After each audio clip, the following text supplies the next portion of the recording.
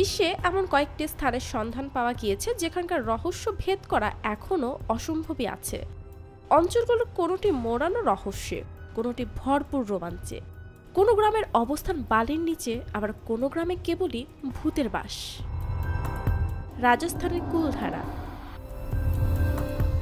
একসময় জমজমাট গ্রামটির রাতারাতি হয়ে পড়ে জনমানব শূন্য।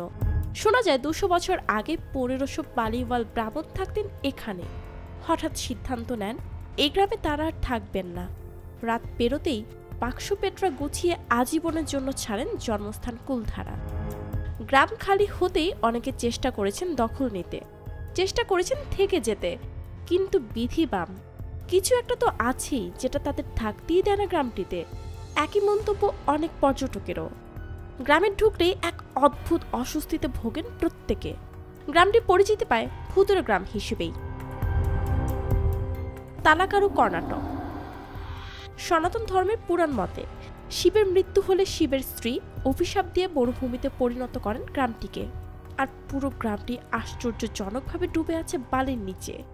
কাবেরী নদীর ধারে ছোট এই গ্রামের স্থানীয়দের বিশ্বাস গ্রামটিতে আছে মোট 30টি মন্দির, যার পুরোটাই বালির নিচে। চামড়ি, উত্তরাখণ্ড। সময়টা 14 শতক। কনৌজের রাজা রানী সেপাই সামন্তরা কোনো এক উৎসবে সামিল হতে যাচ্ছিলেন কোথাও। মাঝপথে হারিয়ে ফেলেন পথ। অনেক খুঁজেও তাদের বেঁচে থাকার হদিস বের করা যায়নি।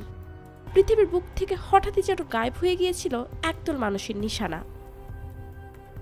সমুদ্রপৃষ্ঠ থেকে প্রায় 16,000 ফিট উপরে হিমালয় পাহাড়ে ঘেরা জায়গাটির বদনাম আছে পৃথিবীর অন্যতম বিপজ্জনক জায়গা হিসেবে। এখানকার রূপকুণ্ড জলাশয়ে প্রতিনিয়তই ভেসে বেড়ায় সারি সারি কঙ্কাল।